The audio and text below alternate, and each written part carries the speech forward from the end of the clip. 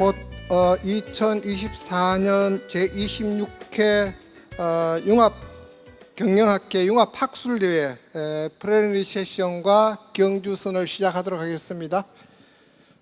장내에 계신 분들은 자리를 정리해 주시고 착석해 주시기 바랍니다. 장외에 계시는 분들도 착석해 주시면 고맙겠습니다.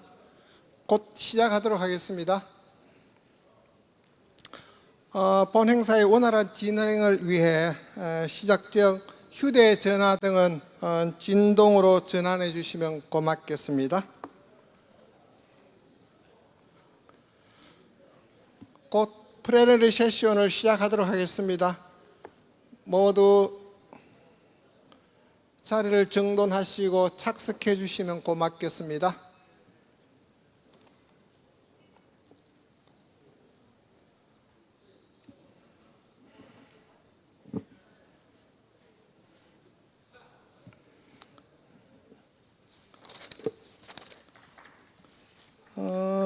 플래너리 세션은 지금부터 해서 경주선언까지 17시 20분까지를 예정을 하고 있습니다.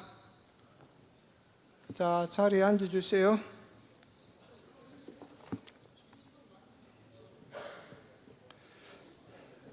자, 시작하겠습니다. 안녕하십니까. 2024년 한국경영학회 융합학술대회 플래너리 세션을 시작하겠습니다. 저는 이 세션의 사회를 맡은 경북대학교 명예교수 서정혜입니다. 인사 올리겠습니다.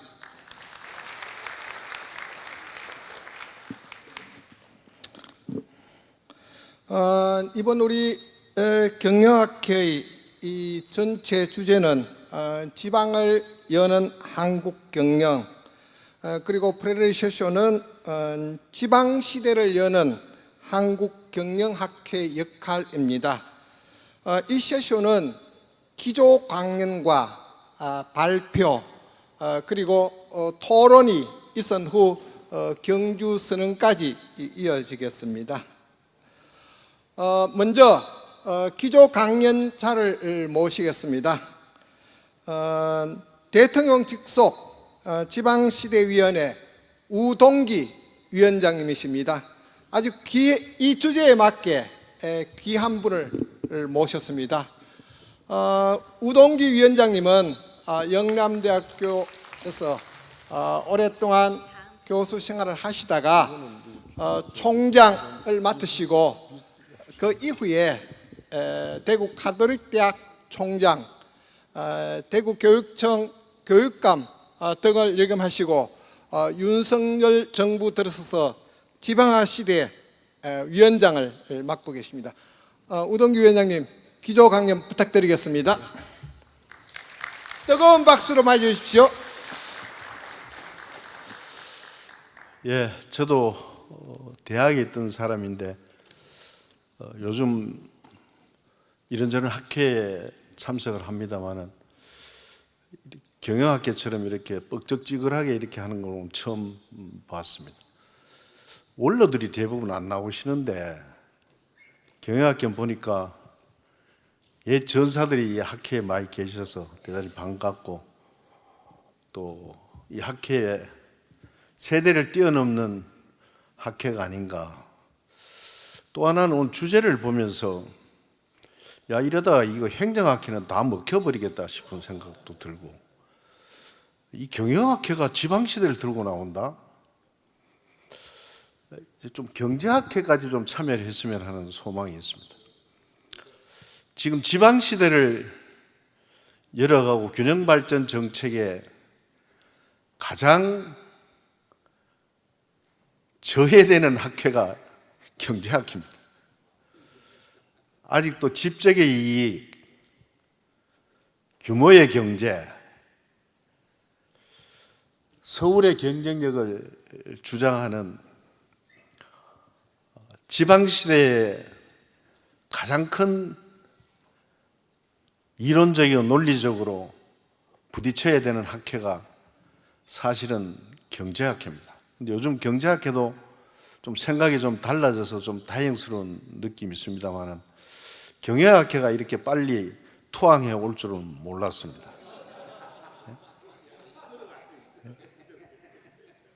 이 좀 빨리 좀 투항했으면은 나라가 이 꼴이 안 됐을 텐데, 원래 제가 오늘 여기 올 때 최소한 40분 시간을 약속을 받았는데 20분인 줄 알았으면 안 왔습니다, 이게. 그랬더니만 우리 서정희 교수가 꼭 20분으로 좀 줄여달라고 해서 대충 때우고 그래 가겠습니다. 왜 윤석열 정부는 지방시대를 주창을 할까? 그 이유에 대해서는 제가 설명을 드리지 않더라도 오늘 경영학회가 이 지방을 여는 이 키워드 하나로 설명이 충분히 될 것 같고, 그럼 윤석열 정부가 지향하는 지방시대라는 게 무엇이냐? 또 거기에 뒤따르는 핵심 정책 몇 가지를 소개를 드리겠습니다. 윤석열 정부가 추구하는 지방시대는 지방 분권과 균형 발전의 두 축으로 지향하고 있습니다. 물론 지금까지도 분권의 문제와 균형 발전의 문제는 역대 어느 정부도 소홀히 한 적은 없었습니다. 그러나 각 정권들이 나름대로 최선을 다했지만은 결과를 두고 평가를 해보면은 각 정권들이 추진해왔던 이 정책들에 대한 아쉬움은 대단히 큽니다. 윤석열 정부도 우리 지방이라는 용어는 사실 학회에서나 언론계에서는 금기시되어 온 용어였습니다. 왜 지방이냐? 서울에 대칭되는 용어로 이거는 차별적인 용어지 않느냐 해서 실제로 과거에 한 20여 년 전부터는 쓰지 않고 우리는 에둘러서 지역이라는 용어로 대체해 왔습니다. 그럼 윤석열 정부는 왜 장롱송에 있는 면허증 끄집어내듯이 이 지방이라는 문제를 국정 목표 6번째로 설정을 하고 들고 나왔느냐는 것.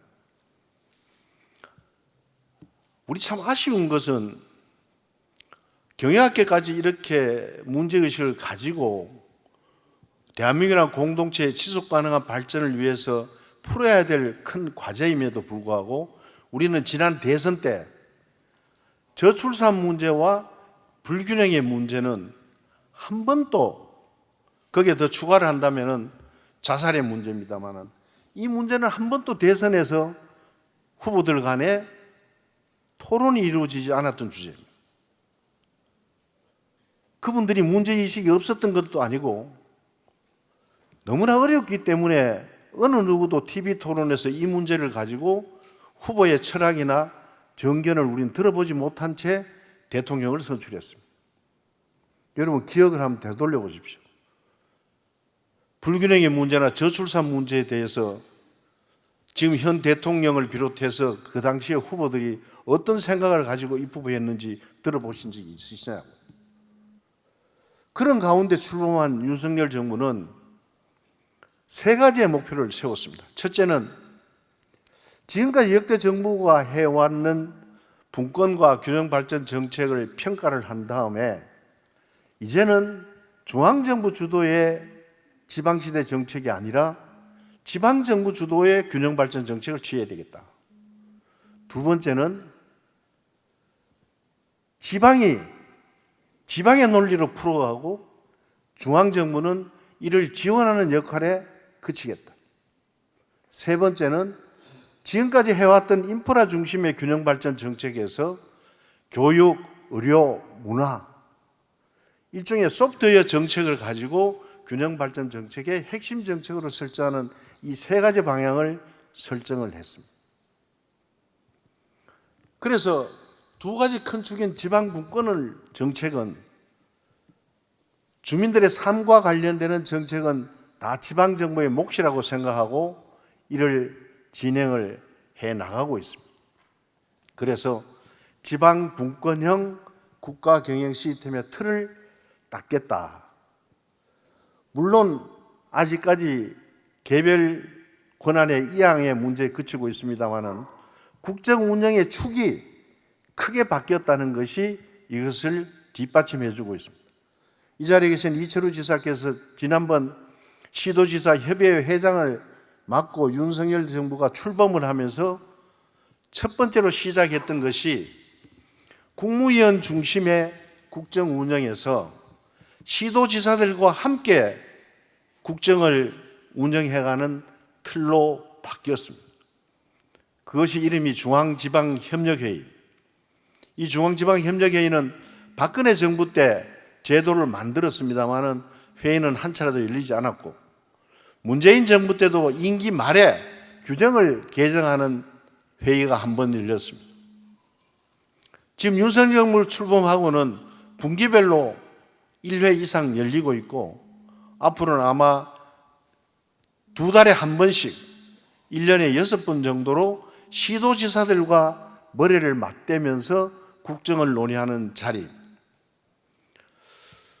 제가 윤석열 정부 출범을 하고 균형발전위원장으로 있을 때 울산에서 이 회의가 개최되었습니다. 처음 보고 깜짝 놀랐습니다. 야, 이건 무슨 연방제 회의하는 것 같다. 이런 회의라면은 대통령이 과연 이 회의를 계속 지속적으로 하려고 하겠나? 권력을 가진 사람이 시도지사들한테 이런 소리를 들어가면서 이 회의를 왜 해야 할까? 이런 생각이 들 정도였습니다. 실제로 그 회의 이후에 중앙지방협력회의를 할 것이냐 안 할 것이냐가 용산에서 회의도 있었습니다. 그러나 대통령은 단호하게 이 문제는 시도지사들과 대통령의 관계가 그 문제를 떠나서 국가 경영의 틀을 한번 바꿔보는 중앙정부의 논리에서 지방정부의 논리로 바꾸는 과정으로 중앙지방협력회를 적극적으로 추진하겠다. 아직도 대한민국 부처별로 되어 있는 부처 활거주의와 또 부처 이기주의의 틀이 깨어지지 않고 있어서 지방정부의 의도나 뜻이 그때그때 신속하게 반영되지 않고 있습니다마는 그 흐름은 지방 분권형으로 국정이 운영되고 있다. 그 징표가 이제까지는 우리가 법적인 용어에는 지방자치단체라고 불렀습니다. 대통령의 메시지에도 요새는 다 지방정부라고 부릅니다. 이런 굉장한 변화다. 지방자치단체라고 부르지 않고 기초정부, 광역정부. 이거는 대통령께서 우리가 상징적으로 지방분권형의 국가 경영 시스템을 구축하는 상징적 의미로 지방자치단체를 정부라고 부르자. 이렇게 해서 결정이 되었습니다. 그래서 그 회의에서 얻어지는 한 개 한 개의 법률적인 위임보다가는 국정 운영의 틀이 장관 중심에서 시도 중심의 틀로 바뀌는 것은 중앙정부의 논리, 중앙정부의 결정 방식이 이제는 지방정부 주도의 결정 방식으로 크게 바뀌었다. 그래서 그것을 이런 말로 표현을 하더라고요. 중앙정부는 물기를 내주고 부두를 만들어주면은, 그리고 해적들만 때려잡아주면은 화물선을 띄우든 유람선을 띄우든 그것은 지방정부의 몫이 아니냐. 이렇게 정리를 하고 있습니다. 또 하나가 지방을 순회하면서 개최하는 민생 토론입니다. 지금 서울, 경기, 인천을 제외하고 14개의 시도인데 광주와 제주를 제외하고 다 끝났습니다. 9월 초에 광주에서 하고 10월 달에 제주에서 하게 되면은 1라운드가 이제 도 단위의 현안 문제를 두고 벌리던 민생 토론은 내년도 올 후반기와 내년에 넘어가면은 이제는 시군 단위의 초점을 둔 민생 토론으로 바뀌어질 것입니다. 이것은 아마 시도지사님들의 입장에서 보면은 굉장히 큰 변화일 겁니다. 각 시도가 요청하는 시도가 요구하는 각종 사업과 규제 완화에 관한 것을 제출을 해주면은 지방시도위원회가 용산의 비서관들과 함께 각 부처의 현황을 소집을 해서 각 부처로부터 조정을 해서 그것을 민생토론에서 일괄해서 결정해 주는 방법입니다. 그것을 만약에 시도지사들께서 각 부처를 순회하면서 그 문제를 현안을 협의하려면 엄청난 시간과 노력이 필요할 것이고 많은 시간이 걸릴 텐데 일종의 이동 대통령실의 형태로 운영되는 것이 지방정부 주도형의 국정 운영의 큰 패러다임이다. 작년 올 초에 이런 회의가 한번 열렸습니다. 대통령, 총리, 장관들 다 참석을 하고 시도지사들과 교육감이 함께 다 참석을 하는 아마 헌정사상 우리나라 최초의 회의일 겁니다. 여기에서 저출산 문제와 연관이 되는 늘봄, 돌봄을 어떻게 정부가 추진할 것이냐 하는 문제를 시도지사들과 부처 장관들과 교육감들이 함께 논의하는 그런 자리가 있었습니다. 이거는 해방 이후에 대한민국 정부 수립 후의 최초의 회의였습니다. 또 하나는 지금 지방 분권의 큰 축 중에 지방정부 정부마다 특색이 있는데 일괄적인 규제 완화나 일괄적인 권한 이양보다는 그 지역의 특색에 맞는 권한 이양을 해주자 하는 것이 맞춤형 지방분권 제도입니다. 물론 이 제도의 시초는 노무현 정부 때입니다. 노무현 정부가 제주특별자치도법을 만들어서 제주도에 우리는 지금 쓰고 있는 이런 두 계층제의 중층제의 행정계층제가 아니라 자치계층제가 아니라 단층제인 제주도는 제주도 의회와 도지사 선거만 있고 시장 군수 선거가 없습니다.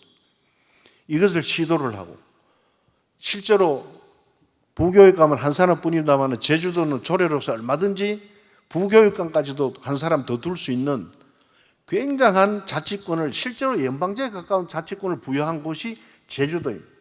그런데 제주도가 그것을 현실적으로 추진을 못했는 부분들이 있었습니다. 근데 여기서 이렇게 비롯된 것이 지금 전북특별자치도, 강원특별자치도, 충청도는 내륙지원개발법, 경북 내륙과 충북 내륙에 관한 법들. 이번에 우리 이철우 지사께서 홍준표 시장과 함께 추진하려고 하는 대구 경북 행정통합이 이루어지면은 그것이 대구 경북 특별시가 된다면은 이 법에서 대구 경북만이 가질 수 있는 권한을 이 법에 수록이 돼서 일종의 기존에 가지고 있는 다른 시도와 차별되는 다른 지역과 차별되는 권한을 가지고 자치 업무를 수행할 수 있을 겁니다. 이런 제도들, 이것이 윤석열 정부가 추구하는 지방분권 정책의 큰 축입니다. 또 하나의 축이 이제 균형발전 정책의 축인데 이것을 그전에는 대통령 직속의 자치분권위원회와 균형발전위원회 두 개가 있었는데 이것을 합쳐서 지방시대위원회로 바꾸었습니다. 이 작업을 인수해서 했던 분이 김재구 전 회장님과 또 지역균발위원회 한 분 저기 계시네요. 몇 분이 참여를 하셨어요. 그래서 거기에서 이 양 기구를 통합해서 지방시대위원회로 발족을 하게 되었는데 균형발전 정책 중에 제일 큰 축이 물론 70년대 초반부터 박정희 대통령 시대 때부터 균형발전, 국토의 균형발전 정책을 국가 중요 정책으로 추진해 왔습니다마는 이번에는 실제로 수도권에 집중하는 요인 중에 하나가 교육이 대단히 큰 중요한 요인인데도 불구하고 역대 어느 정부도 교육과 의료와 문화를 가지고 균형 발전을 이루어 보겠다. 수도권의 기능을 분산시켜 보겠다. 수도권의 기능을 지방으로 이전시키겠다는 정책은 어느 정부도 시도하지 않았습니다.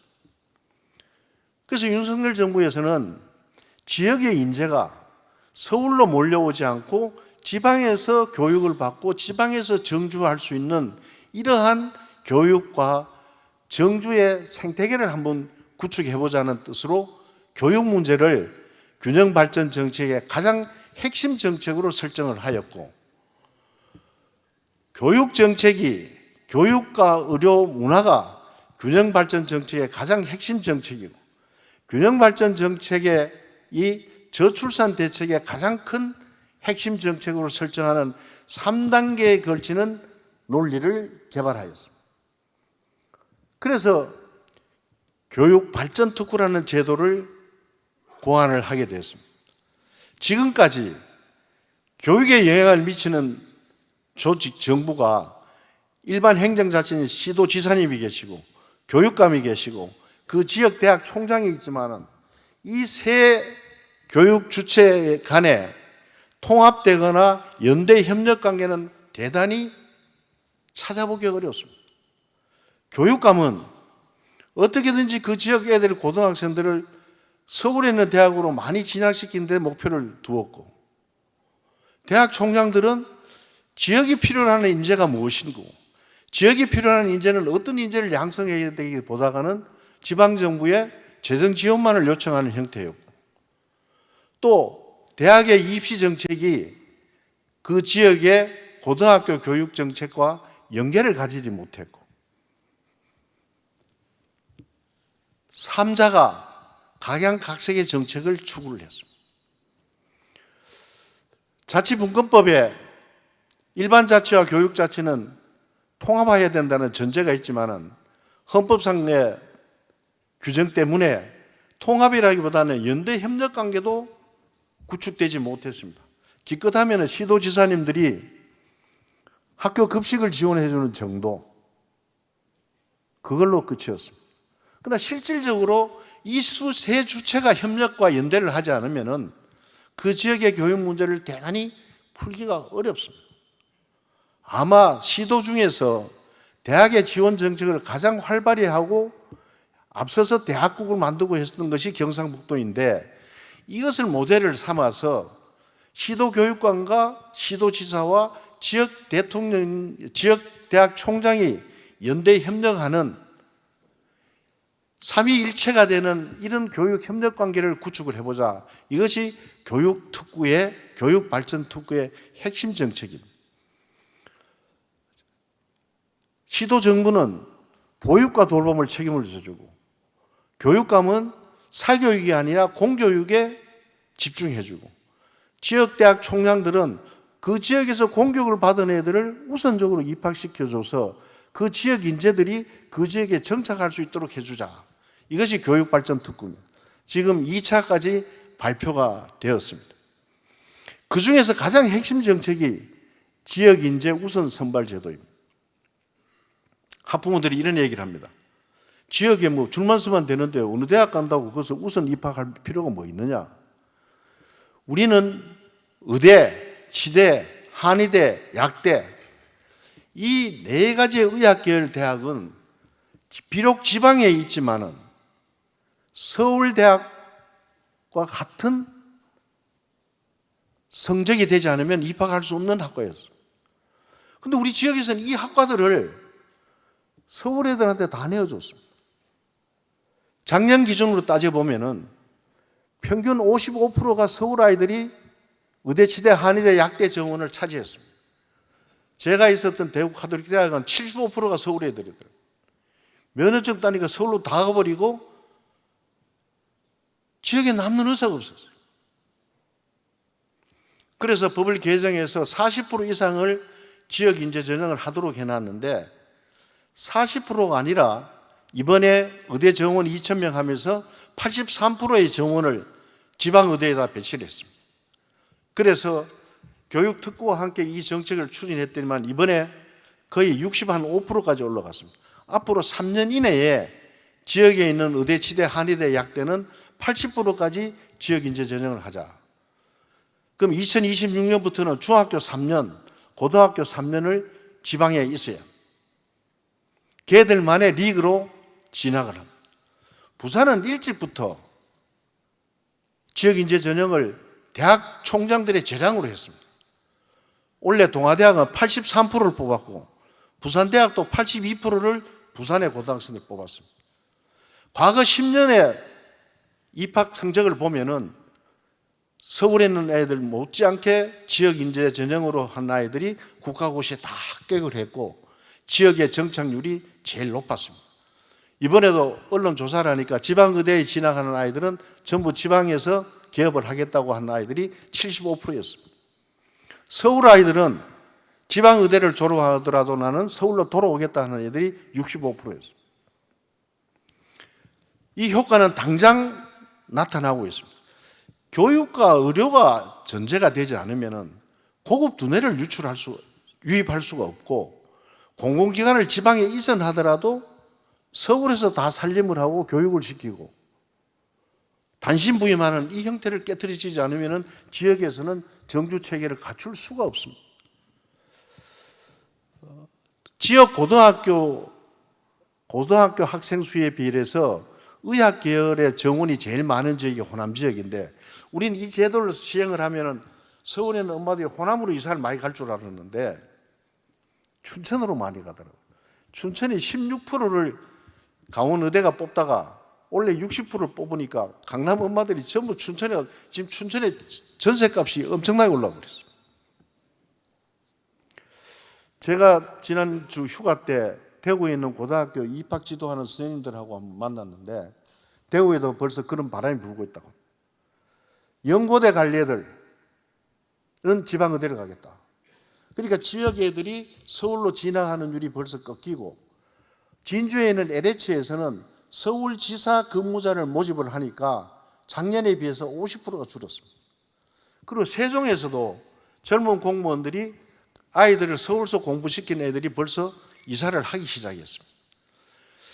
인프라 중심의 균형 발전 정책은 DJ 때부터 시작이 되었고 그때 우리 학계에서 믿었던 가설은 교통, 정보, 통신이 발달하면 할수록 분산과 균형 발전 효과가 일어난다고 믿어서 인터넷 혁명을 일으켰습니다.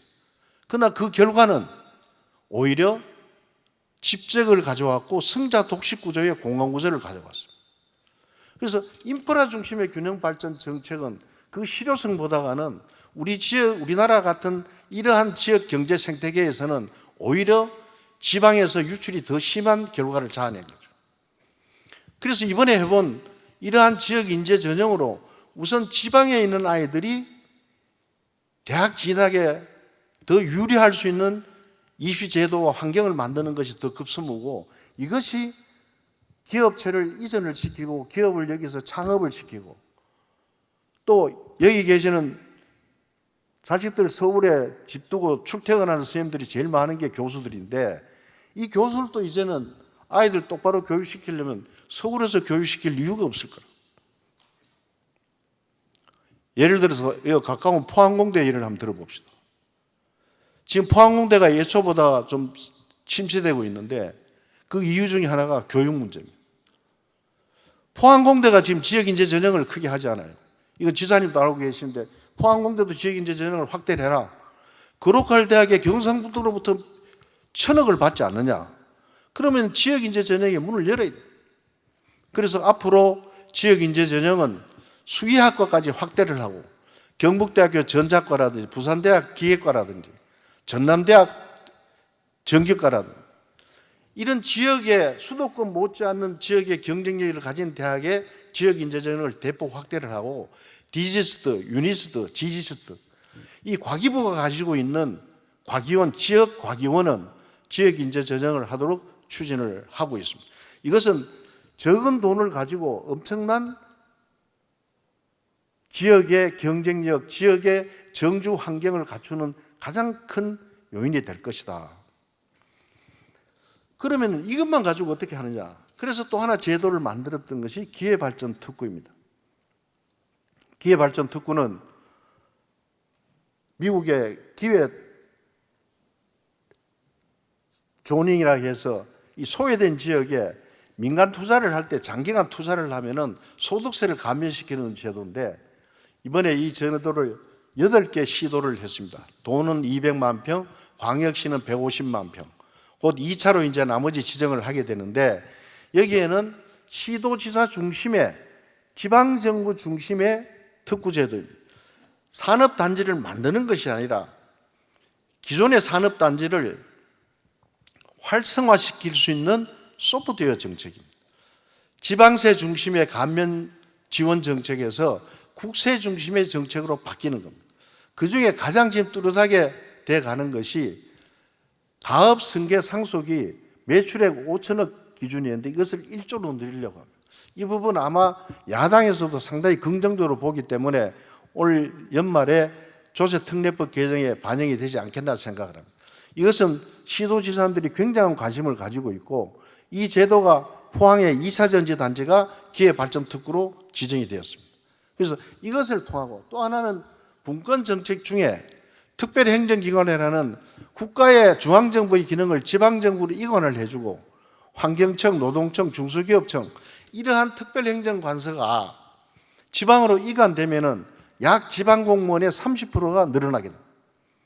이런 일자리들이 양질의 일자리들이 확보가 되어서 지방의 청년들이 지방을 떠나지 않고 서울로 가지 않고 정주를 하고 오히려 서울에서 영유되어 오는 그러한 생태계를 기대를 하고 있습니다. 경제학자들은 이런 주장을 합니다. 작은 나라에서 지방 서울 가릴 것이 뭐 있느냐? 경쟁력이 있으니까 서울로 몰려들 것이 아니냐? 서울은 이제 한계에 도달했다고 봅니다. 이번 OECD 레포트가 미공개 자료를 보면은 세계에서 제일 고령화된 도시가 도쿄인데 도쿄가 1위고 우리가 10몇 위에 있던 고령화 지수가 지금 2위로 붙어버렸습니다. 앞으로 4년 뒤가 되면은 전 세계에서 고령화 지수가 제일 높은 서울이 되어버립니다. 그러니까 도심은 노인들이 차지하고 있고 청년들은 4시간 내지 5시간 출퇴근해야 되고 이러니까 결혼을 할 수가 있습니까? 출산을 할 수가 있습니다. 그래서 이번에 주택경제가 꿈틀거리니까 그린벨트를 풀어서 수도권에 집을 짓는다고 하는데 그 정책을 우리가 반대를 하다가 타협을 본 것이 그러면은 서울을 또 젊게 만드는 정책이 가야 국가 경쟁력도 확보되는 거 아니냐. 서울의 고령화는 심각한 수준에 놓여 있다. 그러면 그것을 탈출하는 방법은 지방과 연대할 수 있는 제도입니다. 그러면 이러한 제도들은 시간이 많이 걸리는데 단기적으로는 생활인구 늘리는 정책입니다. 인구의 개념을 바꿔서 정주인구가 아니라 생활인구의 개념을 도입을 해서 이 생활인구를 기준으로 해서 복수주민등록제도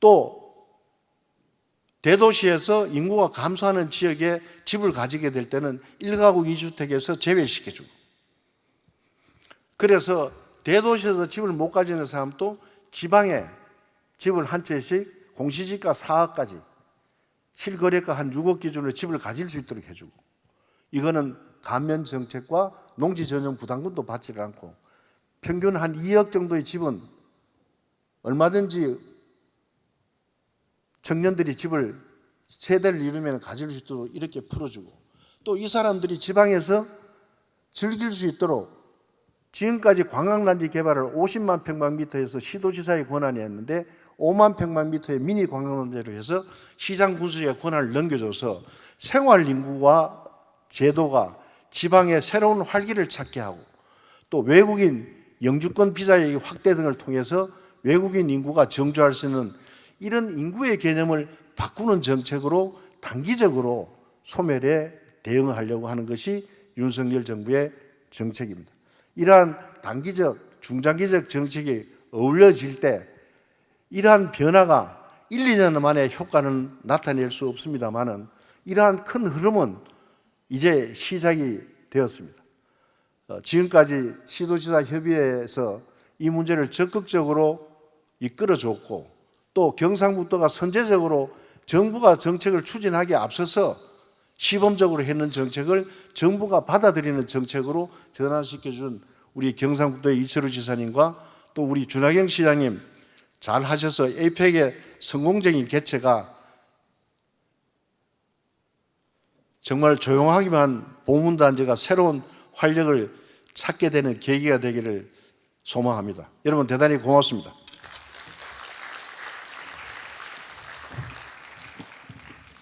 먼 걸음 해주신 우리 우동기 위원장님께 감사 말씀을 올립니다. 다시 한번 큰 박수로 부탁드리겠습니다.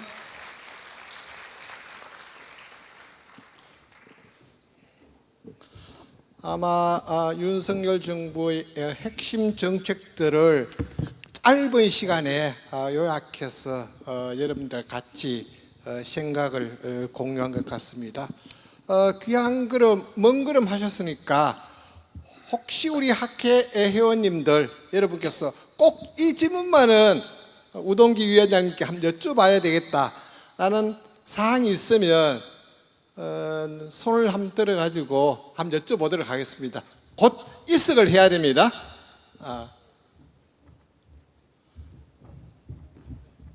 아마 우리 지방시대를 여는 의 키워드는 우리 지방의 문제가 아니고 우리 중앙에서도 내셔널 어젠다로서 크게 아주 중심축을 잡고 있는 정책이라고 이야기할 수 있습니다. 혹시 계시는가요? 그러면 혹시 지금 생각나지 않으면 발표 뒤에 종합토론이 있습니다. 종합토론 때 전해주시면, 개진해주시면 혹시 위원장님께서 떠나시더라도 그 내용들을 지방시대위원회에 전달하도록 하겠습니다. 다시 한번 우동기 위원장님께 뜨거운 박수 부탁드리겠습니다. 고맙습니다.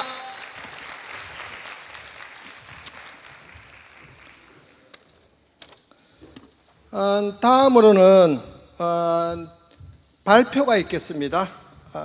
지방시대가 대한민국을 살린다. 조금 전에 우리 개막식에서 아마 지금은 지방시대라는 책을 아마 여러분들께 나누어 드렸을 겁니다. 책의 저자입니다. 서민교 교수님께서 지방시대가 대한민국을 살린다는 발표를 해주시도록 하겠습니다. 서민교 교수님을 단상으로 모시겠습니다. 큰 박수 부탁드리겠습니다. 예, 반갑습니다. 지방시대가 대한민국을 살린다. 대구 경북의 선도적 역할이라는 제목으로 발표를 하도록 하겠습니다. 지금 왜 지방시대가 필요한가? 그리고 정부의 정책은 이 부분은 우동기 위원장께서 많이 했기 때문에 간단하게 언급하고 넘어가고 지금 지방시대를 가장 선도하는 것이 이 경북입니다. 그리고 최근에 이슈가 되는 것이 대구 경북의 통합입니다. 그런 내용을 중심으로 해서 이야기를 알아보고 그래서 대구 경북 선도 지방시대가 만드는 대한민국의 미래 이런 식으로 진행을 하도록 하겠습니다. 1장 부분은 간단하게 이야기를 하도록 하겠습니다. 아까도 여러 번 강조드린 바와 같이 지금 대한민국이 처한 가장 심각한 문제는 저출생, 인구 소멸, 그리고 지방 소멸, 수도권 집중화 이게 가장 큰 문제입니다. 아까 21년도까지 나왔습니다만은 23년도 말 현재 학계 출산율이 0.7입니다. 우리가 올림픽이라면은 세계 신기록을 해가 금메달을 따야 되는데 이런 안 좋은 부분에 계속해서 세계 신기록을 세우고 있고 유엔이나 인구 전문가인 옥스퍼드대 데이빗 콜먼 교수 이런 분들의 지적에 따르면 앞으로 대한민국에서 제일 빨리 사라질 나라가 대한민국이 될 것이라는 아주 이런 엄울한 그런 예측을 내놓고 있습니다. 그리고 이런 출생률 저하, 인구 극강과 더불어 이 지방 도시 소멸 및 수도권의 집중 이 현상이 일어나고 있습니다. 수도권은 한마디로 사람과 각종 인프라가 언덕을 구르는 눈덩이라고 한다면은 지방은 햇볕 뜬 처마 밑에 고드름처럼 쪼그라들고 있다. 한마디로 이렇게 이야기할 수가 있겠습니다.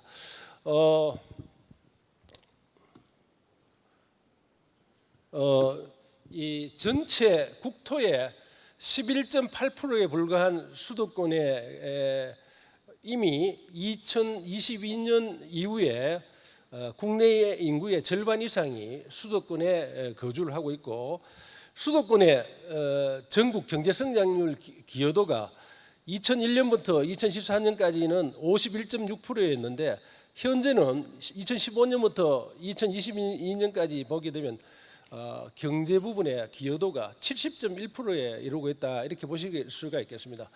그러면은 저출생 지방 소멸 뭐 이거는 이해가 되는데 저출생하고 수도권 집중이 무슨 관련이 있을까 궁금해할 수가 있겠습니다. 젊은 청년들이 양질의 일자리나 이런 걸 이유로 수도권을 가게 되면은 자연히 지방에서는 출생률이 떨어질 수밖에 없고, 수도권에 젊은 친구들이 모임이 되면은 거기서 살아남기 위해서 엄청난 경쟁에 시달리고 이렇게 되니까 결혼을 미루게 되고, 또 이 애들 육아 비용이라든지 교육비라든지 집값과 같은 비용이 너무나 크게 발생하기 때문에 결국은 수도권 집중화를 막지 않으면은 저출생 문제, 지방 소멸 문제도 해결할 수 없다는 결론에 도달할 수가 있겠습니다. 실제로 한국은행에서 연구한 자료에 따르면 출생률 제고 요인으로 청년층의 도시 인구 집중 완화를 할 때 가장 출생률을 높일 수 있는 것으로 나타난 바가 있습니다. 그래서 결국은 현재의 수도권 일극 체제에서 지방시대 신뢰를 통한 전국에 걸친 다극 체제 구현하지 않으면은 대한민국이 살아남을 수 없다, 이렇게 이야기할 수 있겠습니다. 한마디로 이야기해서 사람으로 치면은 수도권은 머리고 팔 다리는 지방이라 할 수 있는데, 우리나라는 이렇게 과분수처럼 머리만 발달되어 있고 팔 다리가 저렇게 약해가지고는 정상적인 기능을 할 수가 없습니다. 결국은 지속 가능한 국가를 유지하기 위해서는 수도권을 집중을 완화시켜서 수도권 일극 체제에서 다극 중심 체제로 만들어야 대한민국이 살 수 있다, 이렇게 볼 수 있겠습니다. 그리고 지금 이런 잘 언급을 안 하는데, 사실은 저는 굉장히 심각한 게 군사 안보적 측면에서 인구의 과반이 넘고 경제력의 70%가 넘는데, 물론 어떻게 보면은 미사일 쏘면은 부산이나 수도권이나 뭐 차이 있노 이까지만은 그래도 장사포로 바로 떨어지는 경우하고 그게 지방에 거리가 있는 경우하고는 엄청난 차이가 있다고 봅니다. 그래서 이런 군사 안보적 측면에서도 너무 수도권에 밀접된 것은 굉장히 국가적인 문제다, 이렇게 이야기할 수가 있겠습니다. 그동안에 여러 가지 그동안 다른 정부들도 다양한 이 국가 균형 성장 정책을 썼습니다. 대표적인 게 수도권 정비 계획법 제정을 한다든지 혁신 도시에 공공기관을 이전한다든지 권한의 지방 이양 등 여러 가지 썼지만은 여전히 별로 효과를 내지 못하고 있다. 그러한 그동안에 지방 시대에 관한 정책을 썼지만은 이와 같이 GRDP, 인구 모든 것이 수도권이 비수도권을 압도하는 이런 시기가 되었다. 그래서 아까 윤석열 정부 들어서 중앙 주도의 균형 발전에서 지방이 주도하는 분권형 균형 발전으로 패러다임을 전환을 하게 되었다, 이런 이야기가 되겠습니다. 이 부분은 우동기 아까 위원장님 하신 부분과 겹치기 때문에 그 정도로 하고 넘어가도록 하겠습니다. 그럼 왜 대구 경북의 사례를 분석해야 되느냐? 이거 한마디로 얘기해서 지방시대에 제일 선도가 앞서기 때문에 경북의 사례를 연구할 필요가 있다 이렇게 이야기할 수 있는데 이 경북이 처한 현실과 역사성을 먼저 한번 봐야 될 것 같습니다. 경북은 나라가 어려울 때마다 늘 중심에 서 있었습니다. 화랑정신으로 최초의 통일국가를 이루고 선비정신과 호국정신으로 나라를 지켰고 새마을운동으로 나라를 잘 살게 만들었다. 이철우 지사님 말씀인데 1949년도에 인구조사를 보면 경북이 인구 321만 명으로 전국 1위였습니다. 60년도에 산업화가 되면서 서울 다음으로 경북이 2위였는데 지금은 순위를 따질 수 없을 정도로 추락했다 이렇게 보실 수 있겠습니다. 현실적으로 이 경북이 다른 지역보다도 더 심각한 지역 소멸 위험에 처해 있다. 시군구 소멸 위험 시군구 비중이 가장 높은 것은 전북, 강원, 경북이고 그 중에서도 소멸 고위험 지역의 경우가 전남 11곳 다음으로 경북이 10곳으로 옛날에 그 웅도라는 자부심 이거 다 사라진 지 오래고 현실적으로 가장 지방 소멸의 위험이 현실화된 게 경북이기 때문에 그 절실함이 경북의 지방시대 정책을 만들게 했다 이렇게 보실 수 있겠습니다. 그리고 역시 그 리더의 탁월한 비전과 역량, 늘 이철우 지사께서 소신을 이야기하면 산업화, 민주화를 넘어서 지방화가 대한민국을 바꾼다. 그래서 경북의 힘으로 새로운 대한민국 캐치프레이즈를 걸고 지방시대라는 국가적 정책과 아젠다를 현장 지방에서 실험하고 정책화해서 이를 국가 모델로 지금 제시하고 있다 이렇게 보실 수 있겠습니다. 우동기 위원장님께서 전에 말씀을 하셨는데 지방시대란 말 이게 누가 소유권이 있는가 하면 이철우 지사님이 만든 말입니다.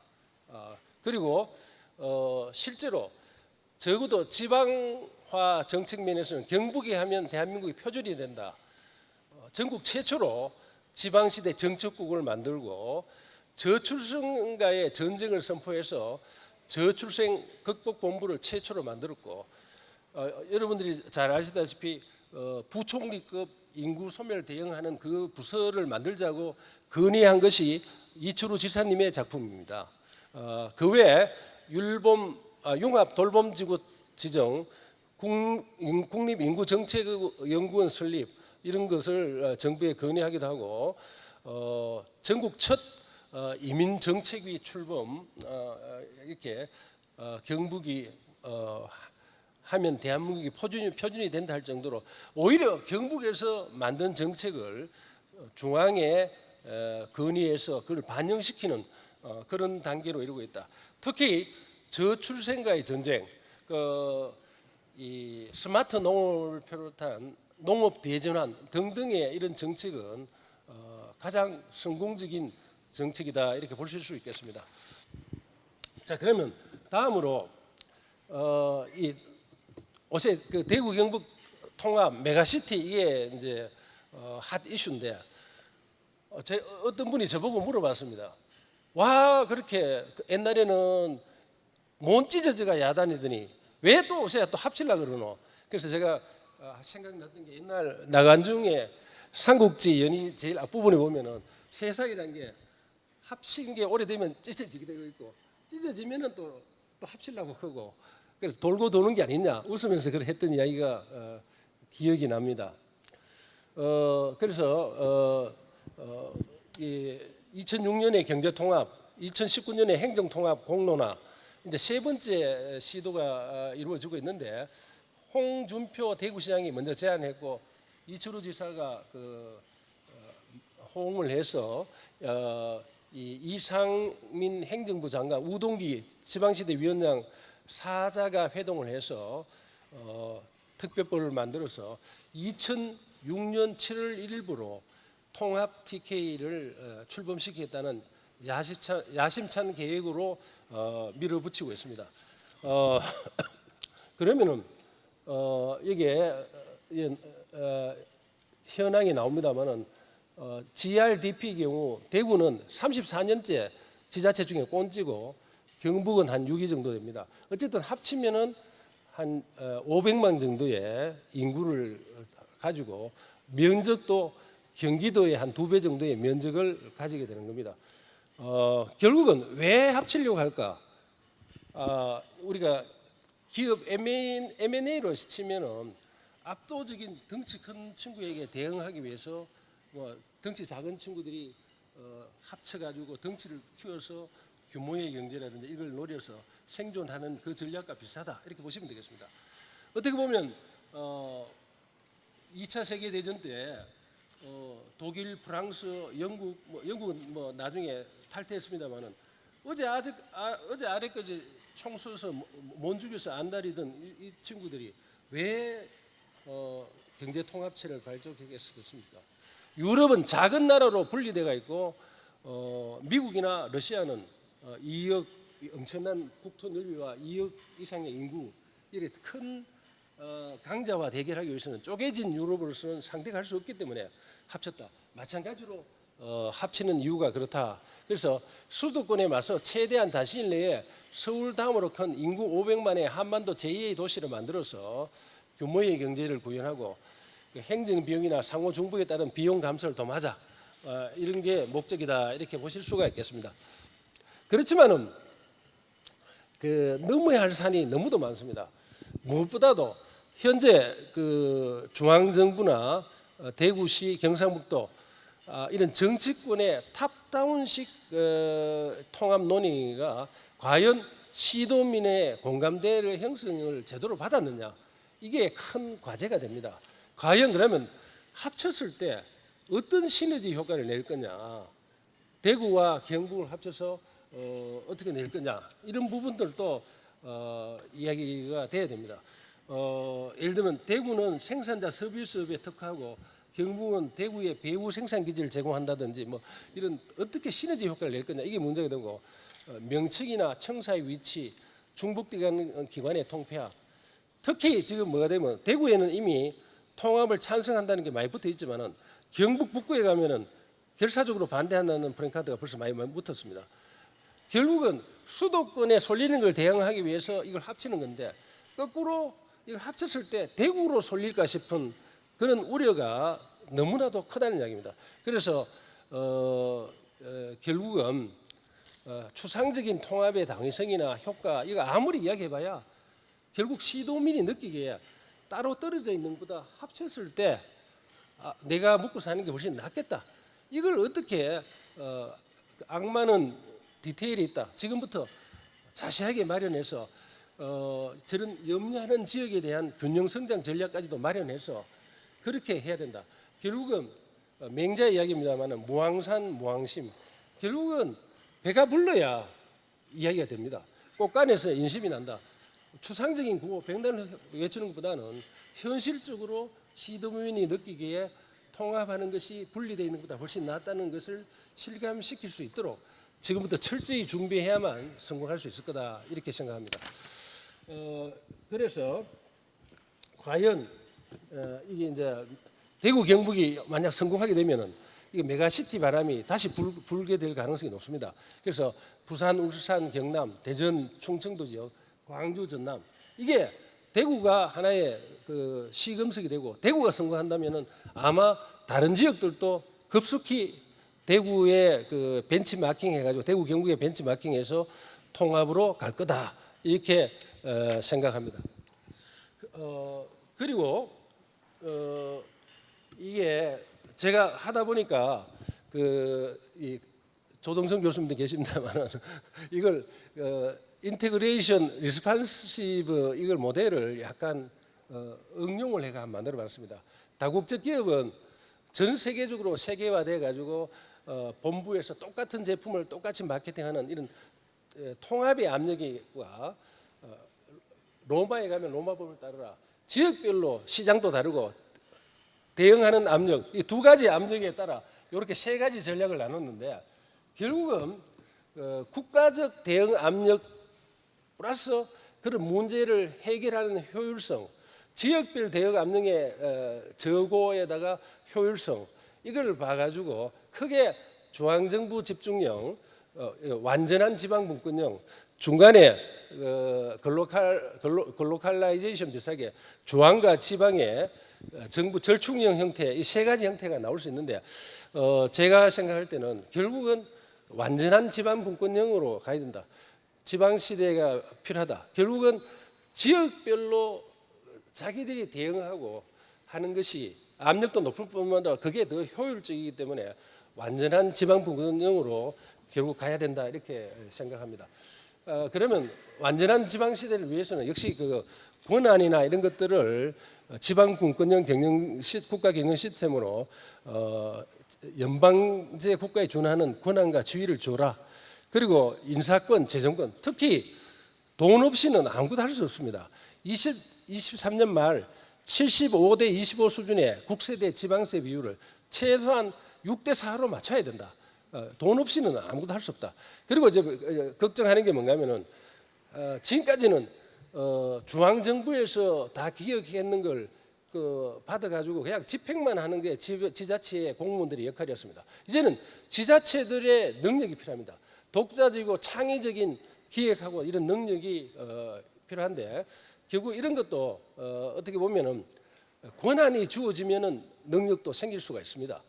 그래서 이런 부분도 해요. 그다음에 이렇게 되는 대신에 그 대신에 권한을 주는 대신에 책임성이나 이런 것들도 강화되는 방향으로 해야 완전한 대한민국을 살릴 수 있는 지방시대가 되지 않겠느냐 그렇게 생각합니다. 그래서 이제 지방시대는 시대의 정신이다 이야기할 수가 있겠고 그동안에 우리 경영학계에서는 무관심했습니다. 지역의 산업 기업이 문 닫고 우리 회원들이 속한 지역 대학이 다 문 닫는데 이 지방시대가 이제 나무 이야기가 아닙니다. 우리도 그런 면에서 김현성 회장님이 지방시대를 여는 한국 경영 아주 적절한 주제라고 생각을 하고 그다음에 학제적 접근이 필요하다는 이야기는 아까 행정이나 경제나 법이나 경영이나 다양한 분야에 모여서 학제적 접근으로 이 문제를 한번 심도 있게 연구할 필요가 있다. 그래서 분명히 지금 위기인데 풍랑은 좋은 순장을 만든다는 로마 격언처럼 이런 위기가 있는 만큼 이걸 도전에 어떻게 극복하느냐 거기에 따라 충분히 기회를 만들 수 있다고 생각합니다. 이상으로 발표를 마치겠습니다. 감사합니다. 네, 서 교수님 좋은 발표 감사드립니다. 이어서 토론이 진행되겠습니다. 잠깐 토론 준비를 위해서 단상 정리를 하도록 하겠습니다. 시간이 예정보다 약간 지체되었습니다. 우리 토론은 지금 학계, 언론계, 그다음 지방 정부 세 분이 지정 토론으로 되어 있습니다. 그리고 프로에서 몇 분 질문을 받도록 하겠습니다. 그리고 발표자께서 마지막 컨크루딩 리마크를 하고 이 플레너리 세션을 마무리하도록 하겠습니다. 우리 원래 토론 예정 시간이 20분 예정되어 있습니다. 그래서 플로어까지 생각하면 한 사람당 한 5분 정도를 예상을 하고 있습니다. 그렇게 해서 간략하게 요약된 형태로 토론이 진행되었으면 합니다. 지정된 토론자분과 발표자분께서는 앞으로 단상으로 올라주시면 고맙겠습니다.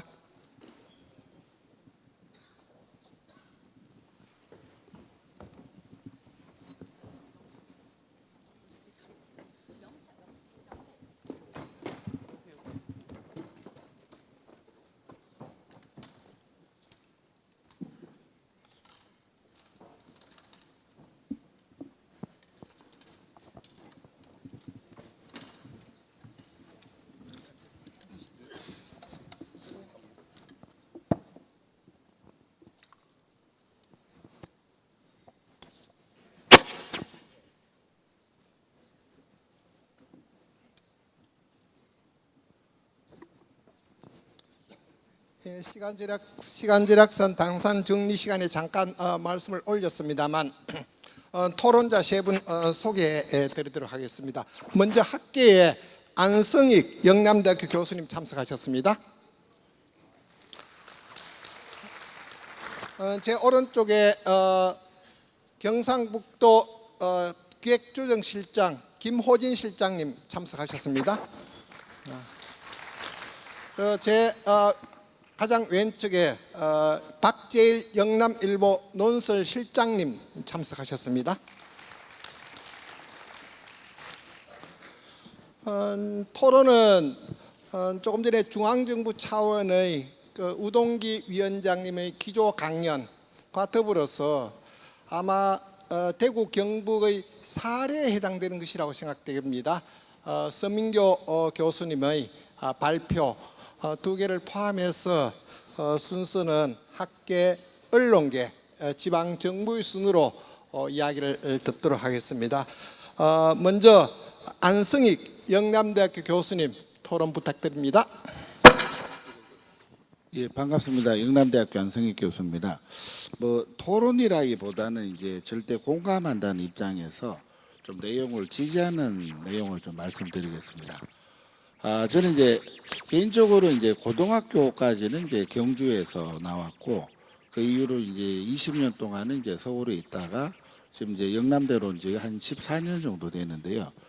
그래서 이제 두 가지 관점을 다 겪어봤고, 그리고 이제 실질적으로 이제 영남대 교수가 되었을 때 처음에 이제 제가 제일 기뻤던 것은 80년대에 이제 화려했던 시절에 이제 대구를 생각하면서 학생들 취업 걱정은 없겠다. 근데 웬걸 좀 몇 년 지나다 보니까 지역에 보면은 이제 대기업이 없습니다. 그리고 이제 몇 년 지나면서 학생들이 실컷 이제 그 우수 인재를 양성해봐도 이 친구들이 느끼는 상실감, 결국 이제 서울로 가야 될 수밖에 없다는 이야기가 반복되다 보니까 뭐 무기력증 비슷한 것도 느껴지고, 그러다 보니까 이제 자연스럽게 제가 지역 균형 발전이라든가 지금 이제 나오고 있는 지방 시대 이런 개념들이 이제 자리 잡게 되었습니다. 그래서 보면 이제 최근까지 자료를 봤을 때 이게 왜 정책적으로 문제가 됐느냐, 지금 이제 뭔가 헛바퀴 도는 거를 요약해서 말씀드리면요, 기업은 지방이 이제는 다들 아시다시피 우수 일자리를 찾아가지고 이제 수도권으로 이전하고 있는데, 반대로 그 중소기업청이나 이제 자료를 봤을 때 지방에 있는 기업들이 왜 서울로 이전하는가요? 이 질문에서 가장 큰 요인 중에 하나가 우수 인재를 찾아서 수도권으로 이전한다는 것이죠. 그래서 두 개의 이제 보면 엇갈림이 이제 보면 박자가 계속 반복되고 있고, 그래서 이런 지역 균형 발전에서 제일 핵심인 것은 아마 이런 미싱 링크를 빨리 찾고 그 원인을 찾는 게 이제 핵심이 아니냐.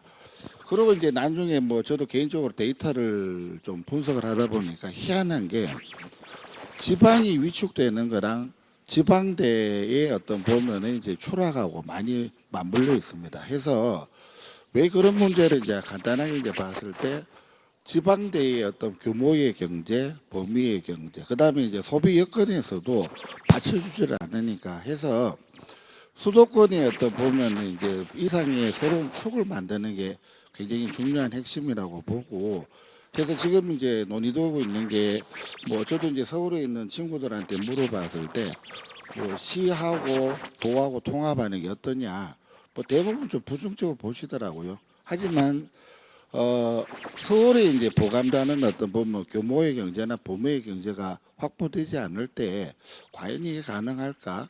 이제 어떤 등치부터 키워놓고 그 다음에 이제 행정적이고 그 다음에 이제 기술적인 문제가 들어가야 하지 않을까?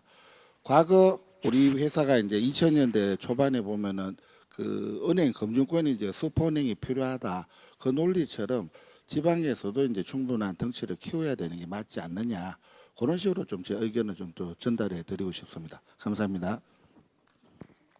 네, 고맙습니다. 시간 절약상 요약은 하지 않겠습니다. 다음은 박재일 논설 실장님 토론 부탁드리겠습니다. 예, 저 영남일보 박재일 논설실장입니다. 지방 주제니까 저의 또 공간적인 백그라운드를 약간 말씀 보고 드리고 시작할 것 같습니다. 저는 대구에서 중고등학교를 나왔고 초중고, 대학에서 서울에서 한 10여 년간 첫 직장까지 근무하고 지금 기자 생활을 대구에서 한 30년간 하고 있습니다. 지방시대는 아마 뭐 시간이 없으니까 간략간략하게 단문적으로 제 생각만을 말씀드리겠습니다. 아시다시피 지방시대는 열린다는 희망사항이지 지금 현실은 아닌 것 같습니다. 그 부분은 우리가 명심해야 될 것 같고, 그리고 먼저 말씀드리고 싶은 것은 제 개인적인 소견입니다 합니다만, 여기 또 많은 분들이 또 전문가시니까 대충 짐작하시겠습니다만, 앞으로 대한민국은 미래 30년 우리 후세대 동안은 제가 보기에는 엄청난 고통 속에 살 것이다. 어쩌면은 회복하기 힘든 사회적 갈등 구조를 잉태할 수도 있다, 이렇게 생각합니다. 그건 여러분이 흔히 유튜브에 가서 보시면 알겠지만은 우리나라의 출산은 지금 서울이 0.58, 전국적으로 0.73, 다 아시잖아요. 깨구리가 그냥 따뜻한 물에서 자기 죽는 줄 모르는 상황이라는 것을 이미 외국의 석학들도 다 이야기했습니다. 그 부분은 더 말씀드리지 않아도 어떤 연유에서 발생됐고 어떤 미래를 우리가 예측할 수 있는가는 조금만 생각해 본다면 아마 분명한 답이 나올 것 같습니다. 서울의 수도권의 집중 문제는 거의 분노에 가깝습니다, 이건. 그리고 한편으로 굉장히 어리석은 구조이기도 합니다. 제가 보기에는 대한민국의 수도권과 지방의 하이어라키, 그러니까 어떤 계층적인 구조 내지는 지역적 구조가 이미 굳어져서 우리가 흔히 영어로 irreversible, 거의 불가역적인 수준에 도달했다고 저는 봅니다. 어떠한 처방이나 정책적인 미사여구를 동원한들 이 부분이 크게 개선될 기미는 제가 없다고 감히 단언을 합니다. 예를 들면 저도 애들 때문에 서울에 가서 많이 어떤 그 여러 상황을 보지만 집값 문제만 해도 서울이라는 곳은 10만 원만 주면은 월세를 구할 수 있는 곳이고, 한편으로는 롯데 월드타워 시그널입니까 가면은 월세가 1,500만 원을 하는 그런 거대 도시가 되어 있습니다. 이런 도시를 한꺼번에 우리가 무슨 구조 계획을 한다는 것은 굉장히 어려운 사안이 아닌가, 그런 생각이 듭니다. 정답은 제가 보기에는 우리의 거의 문명적인 변화, 삶의 태도의 변화가 없다면은 지금의 위기, 제가 단언하는 위기입니다. 수도권과 과도한 인구 집중, 그리고 인구 소멸, 지방이 침체하는 이 부분을 개혁할 수가 없다고 보는 것입니다. 그것은 우리 인식의 변화가 있어야 한다는 것이죠. 예를 들면 서울 GTX를 건설해서 젊은 애들의 출퇴근 시간을 빨리 하겠다고 하는데 지금 3시간 걸린다는 이야기도 있지 않습니까? 경기도에서 서울 가는, 그걸 무슨 좀 비하하는 용어도 있던데, 그게 GTX를 깔아주면은 그 친구들이 시간을 절약해서 집에 가서 애를 놓을까요? 그렇죠. 그건 서울 집중을 좀 더 부추기는 논리가 아닌가, 이런 생각도 저는 해봤습니다. 그렇다고 뭐 비관적으로만 얘기할 수 없을 것 같습니다. 당장 제가 보기에는 서울도 하나의 지방으로 보고 굉장히 아름답고 역사가 유구하고 뭔가 공간적인 그 숨쉬는 여유가 있는 도시로 만들어야 될 것 같습니다. 반대로 지역도 굉장히 그에 가까운 서울에 근접한 문화적인, 의료적인 그리고 교육적인 그런 기반 시설들이 꾸준히 구축해 나가야 된다고 저는 봅니다. 그런 측면에서는 전 국토에 서울을 제외한 나머지 지역들도 메트로폴리탄화된 도시들로 가야 될 것을 저는 좀 제안하고 싶습니다. 무슨 말이냐면은 앞으로 경북도의 기초자치단체, 기초지방정부의 상당 수준은 거의 미국의 대평원처럼 우리가 숲만 있는 그런 지역이 될 것이라고 저는 예상합니다. 그렇다면은 대구 같은 경우에는 대구 주변의 위성 도시들과 그 보완적인 관계를 이룰 수 있는 의료와 교육은 다운타운에 집중하고, 예를 들면 대구에 그 주변의 여러 도시들은 산업적이고 아니면 공간적으로 뭐 카페 같은 거리가 있다든가, 또 예를 들면 대구가 뭐 경주를 감히 대구의 위성 도시라고 말하면 기분 나쁠지 모르겠지만 경주의 어떤 문화 유적 같은 것도 이 거대 메트로폴리탄 속에서 서로 보완할 수 있는 것이 아닐까 생각됩니다. 그래서 대한민국의 수도권, 비수도권의 문제는 메트로폴리탄 지방도시를 구축하면서 이에 대한 우리들의 시각을 좀 더 전향적으로, 예를 들면 좀 더 느리게 사는 슬로시티, 좀 더 여유롭게 사는 나의 삶이 나의 여유와 그리고 우리 공동체 문명 발전과 어떻게 연계되어 갈 수 있는가를 깨달을 때 이 문제가 해결될 수 있지 않을까 그렇게 생각합니다. 이상 마치겠습니다. 고맙습니다. 네, 고맙습니다. 학계와 언론계에서 보는 지방의 문제, 지역의 문제를 이야기를 해주셨습니다. 지정 토론 마지막입니다. 지방 정부 측에서 실질적으로 수행하고 있는 지역 정책의 일환으로 아마 대구 경북 행정 통합 문제를 실질적으로 좀 다루고 있는 부서입니다. 우리 김호진 기획실장님 말씀 좀 들어보겠습니다. 네, 안녕하십니까. 경상북도 기획조정실장입니다. 김호진입니다. 말씀해 주신 대로 이제 이러한 부분을 행정 실무를 담당하고 있는 입장에서 무엇보다 오늘 학회의 이런 논의 주제라든지 어떤 설명 내용에 대해서 우선 의미가 있고 특별히 감사하게 생각합니다. 먼저 이렇게 전체적으로 실행 실무를 하면서 이제 앉아 계시는 여러 전문가분들께서도 이러한 것의 과제나 필요성에 논의적인 의미를 부정하시는 분은 없겠으나 이 현실성이나 실행 가능성에 대해서는 많은 의문이나 여전히 그런 불확실성을 가지고 계실 거라 생각이 됩니다. 다만 행정 실무 입장에서 오늘 우동기 위원장님도 설명을 해주신 부분이 있듯이 아마 상대적으로 전례 없는 그러한 기회와 어떤 그 여지의 가능성의 상황인 것만은 분명한 것으로 저희들은 판단하고 있습니다. 그리고 저희 대구 경북 통합의 사례가 가장 현실적인 관심과 논의되는 것 역시 감사하게 생각합니다. 지금까지 제주특별자치도 이래로 강원도, 충북, 전북 등의 특별자치 사례들이 기준은 전제됩니다만은 도의 입장에서 행정적으로 말씀드리는 분명한 사항은 기존의 형태를 유지하면서 일정한 권한을 자치적으로 이양 내지 특례를 받는 특별자치도와 이러한 광역의 통합을 통한 완전한 자치권의 확보와 재정권을 보장을 통한 이러한 그 지방시대 개척 부분은 첫 사례로서 그 의미와 정도가 확연히 다르다는 점을 조금 먼저 말씀을 드리고 싶습니다. 이번에 특별 법안을 공동으로 마련하는 과정에서 가장 중점을 두는 것은 기존의 모든 특별자치도와 지방분권의 사례와 특례 내용은 기본 베이스로 하고 거기에 완전한 지방자치권을 전제로 하는 많은 권한의 이용과 특히 기존의 선례에서 저희가 많이 우려하는 것은 권한과 기능을 자체적으로 이관받았다 하더라도 실질적인 재정과 그러한 그 실행 권한이 확보되지 않으면 상당히 상징적이고 의례적인 현실적인 지방자치 되지 못했다는 이러한 분석을 저희들은 냉철하게 하고 있습니다. 그래서 이번 통합에 그런 점에 방점을 두고 있다는 말씀 함께 드립니다.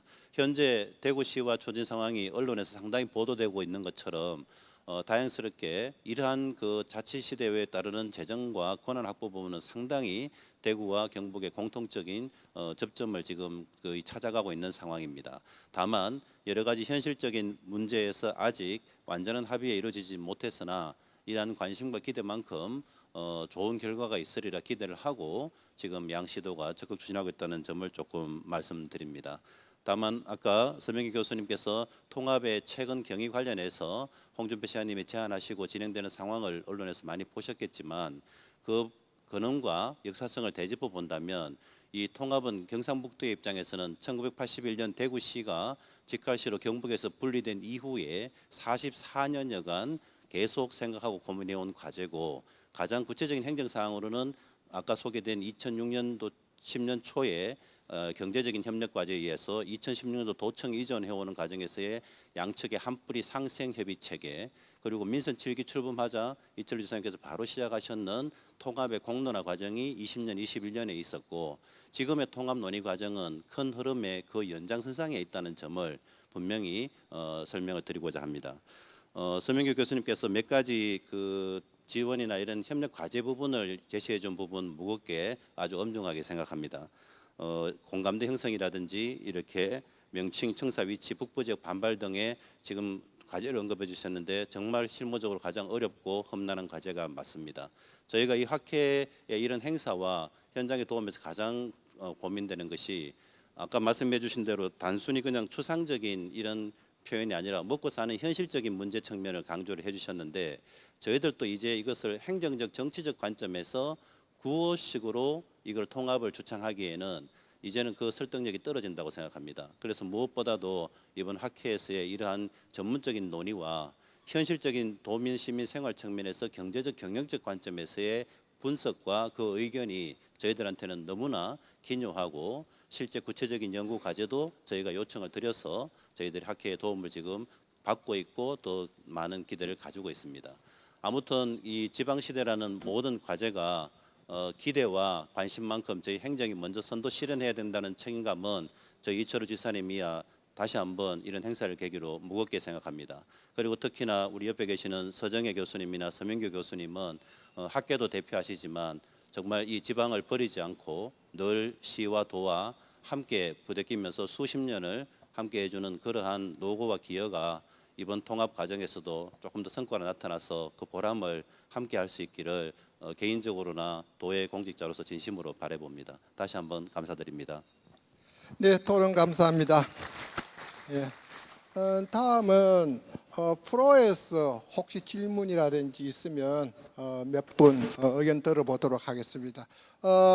마이크 주시고 먼저 소속과 성함을 좀 알려주시면서 토론 부탁드리겠습니다. 네, 말씀 잘 들었습니다. 저는 국민대학교의 이건희 교수입니다. 이제 지방 시대가 이제 굉장히 어려운 문제라고 이제 어느 분도 말씀하셨는데 결국 실적이 이제 뭐 서울에 있는 사학연금이나 뭐 국민연금 같은 것이 이제 뭐 지방으로 내려가서 김천에 이렇게 간 것뿐인데 결국 가장 중요한 거는 그 재정의 문제나 돈의 그 개인의 부의 문제인데 강남 아파트가 좋은 것은 30억에서 한 50억 정도 합니다. 이 반포나 이런데. 근데 지방에서 계속 살았던 대구나 부산 뭐 김천 이런 사람들은 자기 아파트가 십몇 년간 살아도 10억이 안 될 거예요, 아마. 그런 사람들은 과연 그러면 40억을 어떻게 보상을 할 것인가? 절대로 그 지방 시대를 연다고 해서 정부가 40억을 줄 수 있는 건 아니잖아요. 근데 서울에 살았던 것 때문에 사실 40억을 벌은 거거든요.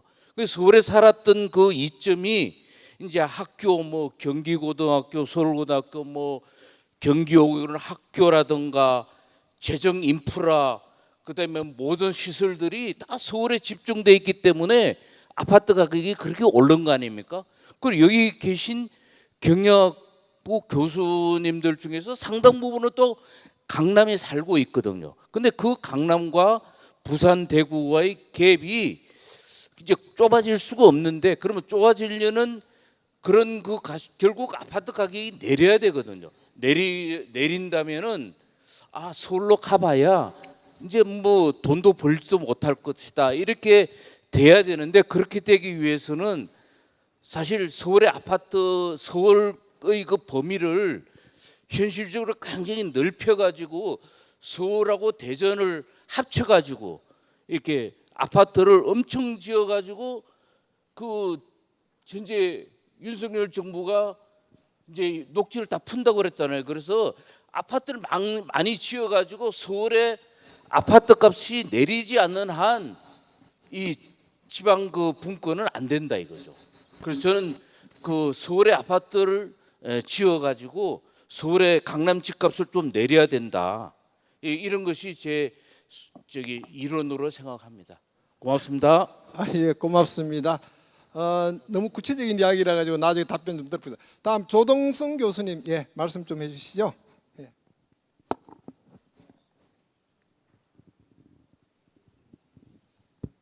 예, 오늘 아주 그 지방시대, 지방화에 대해서 아주 많은 공부를 할 수 있게 돼서 정말 우리 김현성 회장님과 또 우리 서정혜 교수님 그리고 모든 분들에게 감사드립니다.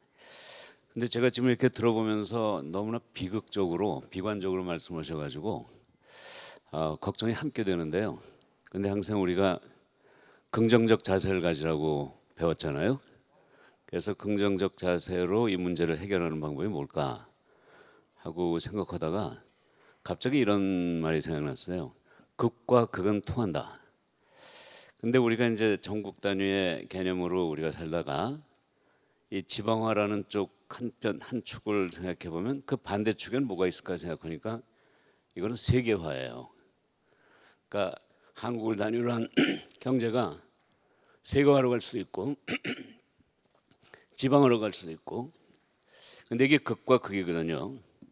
그럼 우리가 극과 극은 통한다는 개념을 여기 적용하면 지방화는 어떻게 할 거냐, 지방시대는 어떻게 만들 거냐, 세계화를 통해서 지방시대를 만들 수 있지 않겠는가, 그런 논리적 전개를 할 수 있을 것 같아요.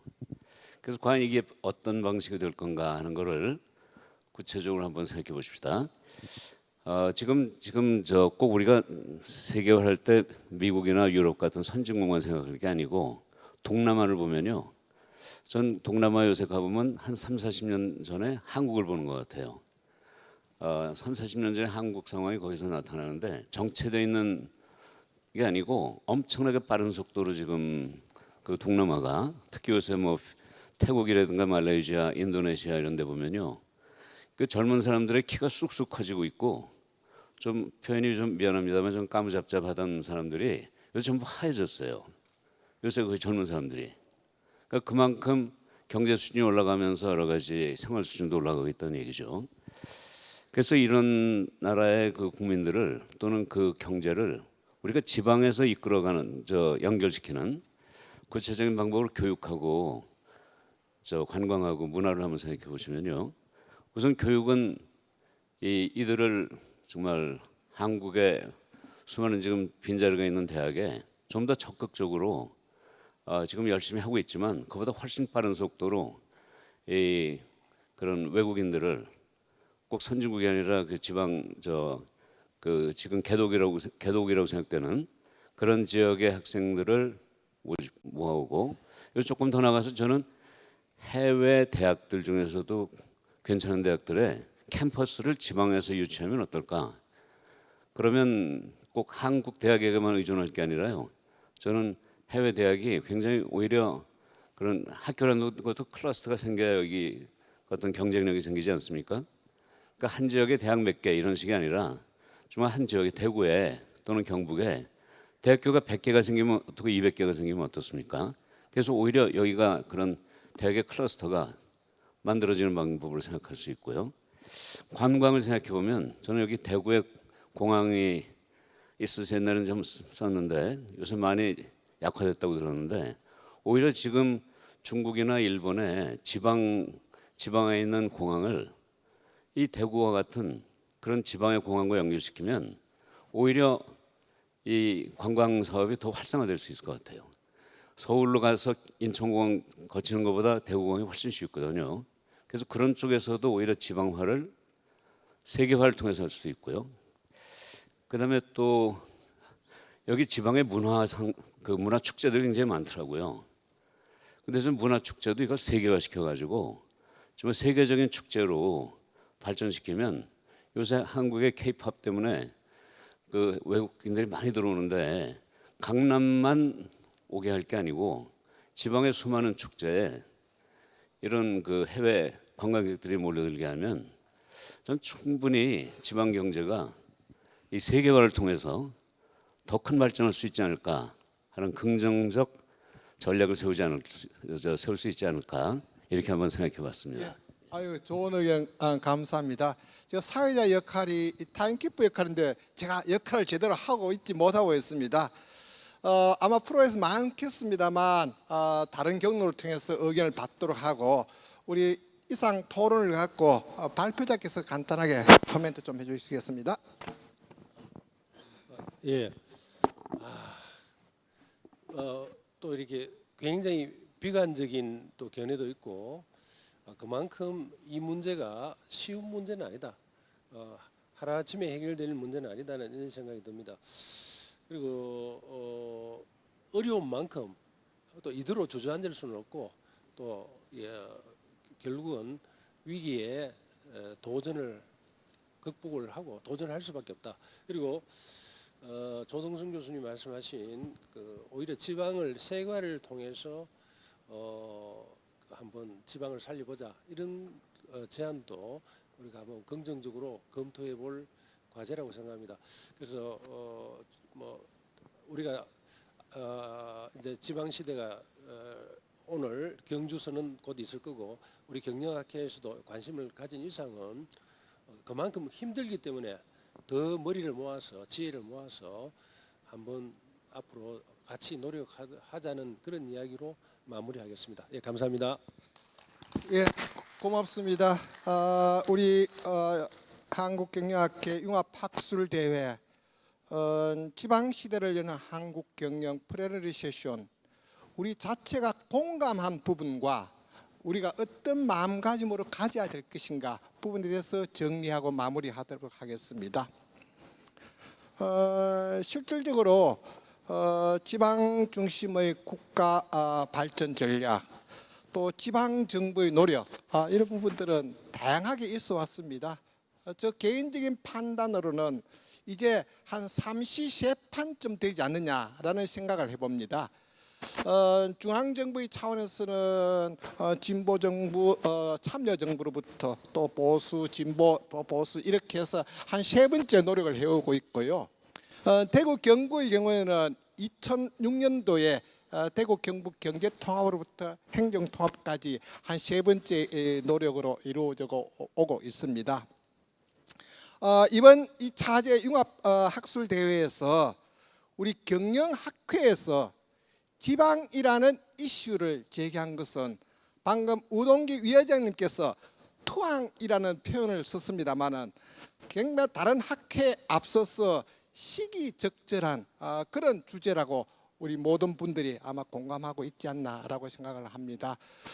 여러 가지 기조 강연 발표에서 공감되는 그런 단어들이 굉장히 많습니다. 그런 공감적인 되는 단어를 키워드를 바탕으로 중앙정부도 노력해야 되겠고 지방정부도 지속적으로 또 우리 학회도 학술적으로 실천적으로 많이 공부하고 연구해야 되지 않나 싶습니다. 그런 연구와 실천에 있어서 기본적인 자세만 이야기를 하겠습니다. 여기가 경주입니다. 경주가 천년고도의 경주라고 이야기를 합니다. 전 세계 역사적 세계사적으로 봤었을 때 천년의 역사를 가진 도시는 경주와 로마밖에 없다고 얘기를 합니다. 그러면 경주와 로마에서 공통점이 뭐냐를 적으면 한 2가지쯤 됩니다. 첫 번째는 개방성 국제화입니다. 방금 조동성 지방화를 세계화 그가 의견과 맥락을 같이 합니다. 그다음 2번째가 다양성 융합성입니다. 그래서 앞으로 우리 학회 오늘 모인 것이 융합학술대회입니다. 우리 학회 회원 여러분들이 우리 힘이 되어서 다양성과 융합성, 개방성, 진취성 이런 것들을 바탕으로 해서 힘을 보태줄 때 국가 과제와 지방의 과제가 같이 해결되는 그런 활짝 핀 대한민국을 만들 수 있지 않나 생각을 합니다. 오늘 이 마지막 멘트를 마치고 우리 플래너리 세션을 마치도록 하겠습니다. 이어서 우리가 선언을 해야 됩니다. 플래너리 세션에 경주 선언이 있습니다만 경주 선언은 한국경영학회 나진석 수석 상임 이사님께서 진행해 주시도록 하겠습니다. 플래너리 세션을 마치겠습니다. 경청해 주셔서 고맙습니다. 예, 다시 한번 오늘 플래너리 세션에 참석해 주신 교수님들과 토론자님들께 다시 한번 큰 박수 부탁드리겠습니다. 예, 곧 이어서 경주 선언을 바로 진행할 예정에 있는데요. 잠시 장례 정리하는 동안에 이번에 같이 함께 하시는 공동 주최 학회 소개 영상 3분짜리 영상 같이 시청하시도록 하겠습니다.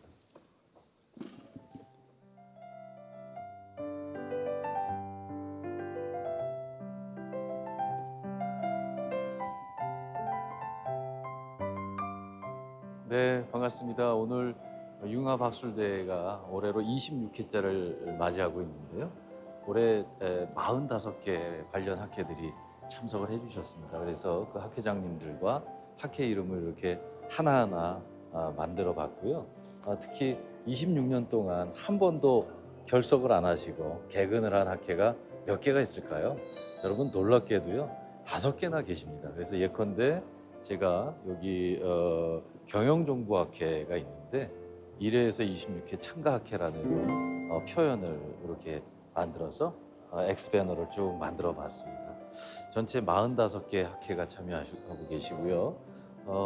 동선이 이렇게 이제 엘리베이터로 올라가게 되어 있는데 네, 다음 순서가 이쪽입니다. 저도 현재 또 분과학회장도 맡고 있어서 저도 이렇게 하나 좀 만들어서 보여드리고 있고요. 역시 이제 공동 주최 26회 참여했던 한국국제경영학회가 있으십니다. 너무 감사드리고요. 예.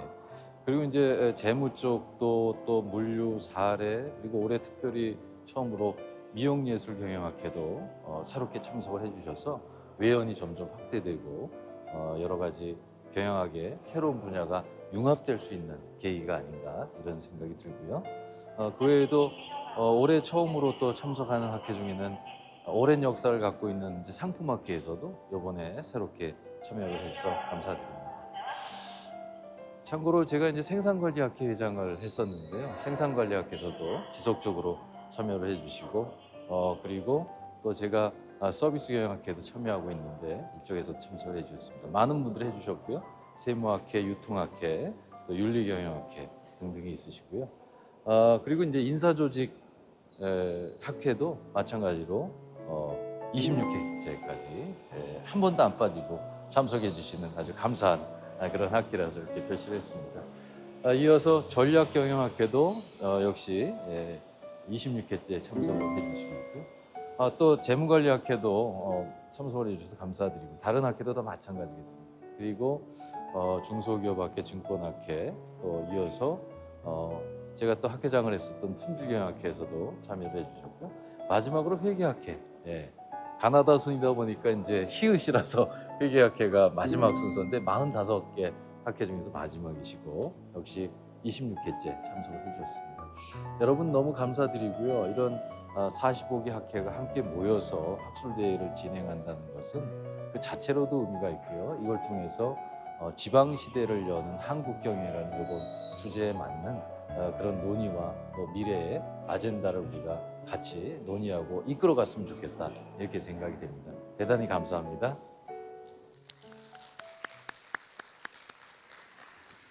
예, 다시 한번 인사드리겠습니다. 한국경영학회 수석 상임이사 나진성입니다. 예, 바로 이어서 경주 선언 진행하도록 하겠습니다. 제가 사실 준비한 재밌는 멘트가 나름대로 좀 몇 개 있었는데 시간 관계상 멘트는 못 드릴 것 같고 바로 경주 선언으로 넘어가도록 하겠습니다.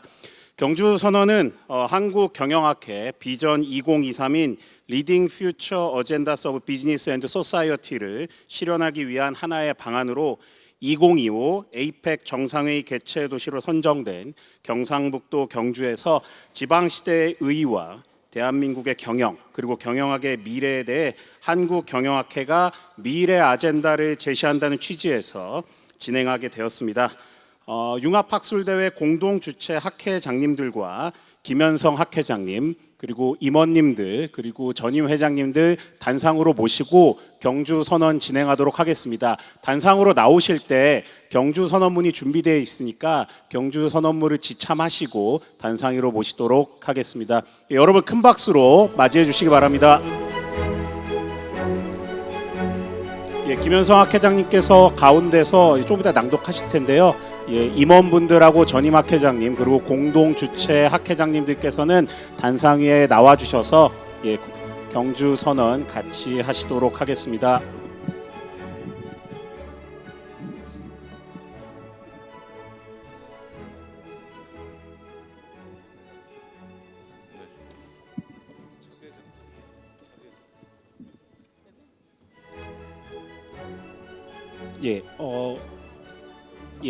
잠시 저희 자리 배치하는 동안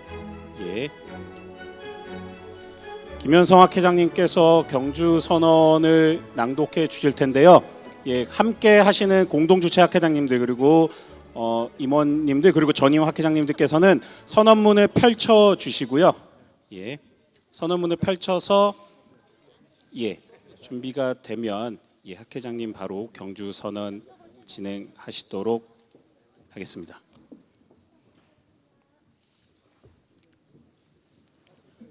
네, 여러분 감사드립니다.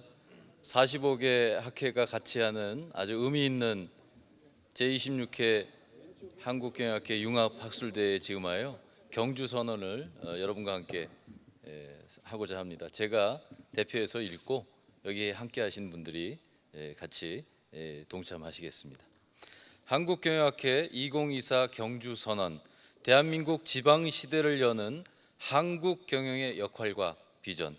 존경하는 한국경영학회 회원 여러분, 이 자리에 함께 해주신 내외 귀빈 여러분, 2024년 올해로 26회째를 맞이한 융합학술대회에서 45개 경영 관련 공동 참여와 함께 지방 시대를 여는 한국 경영이란 대주자 아래 우리 사회의 현안을 경영학적으로 접근하는 의미 있는 자리에 함께하여 주신 여러분께 깊은 감사의 말씀을 드립니다.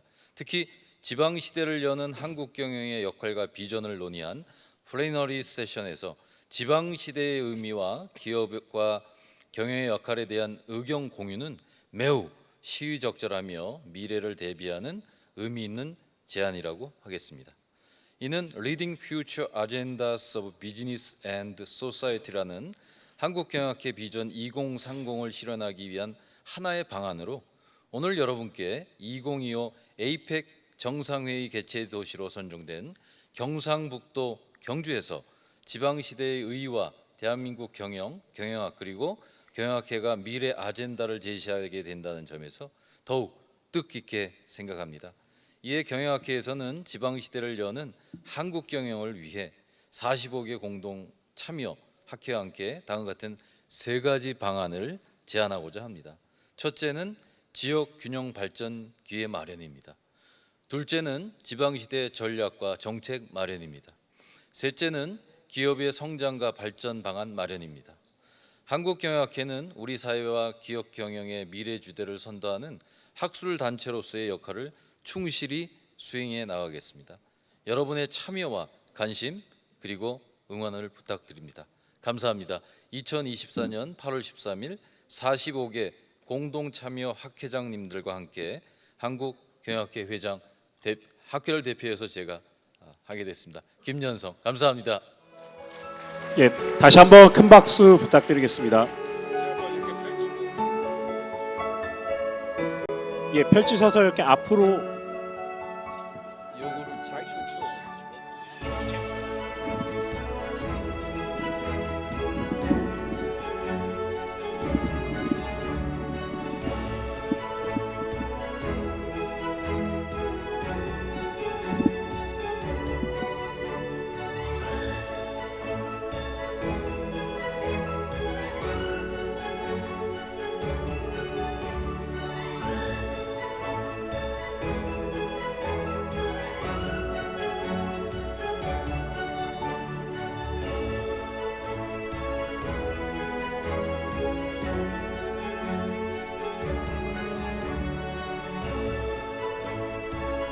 오늘 경주 선언을 통해서 한국경영학회가 앞으로 계속해서 미래의 어젠다를 제시하고 나아가도록 하겠습니다. 다시 한번 오늘 경주 선언해 주신 학회장님과 공동학회장님께 큰 박수 부탁드리겠습니다. 이제 자리로 모시도록 하겠습니다.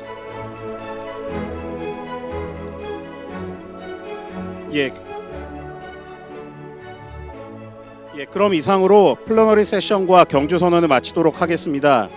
6시 20분부터 진행되는 최우량 기업 대상 시상식 및 만찬 시간에 진행될 문화 행사는 명성 높은 뮤지컬 배우인 남경주, 배혜선 배우의 훌륭한 공연과 딤프 신인 뮤지컬 스타도 참여하여 아름다운 음악을 선사할 예정입니다.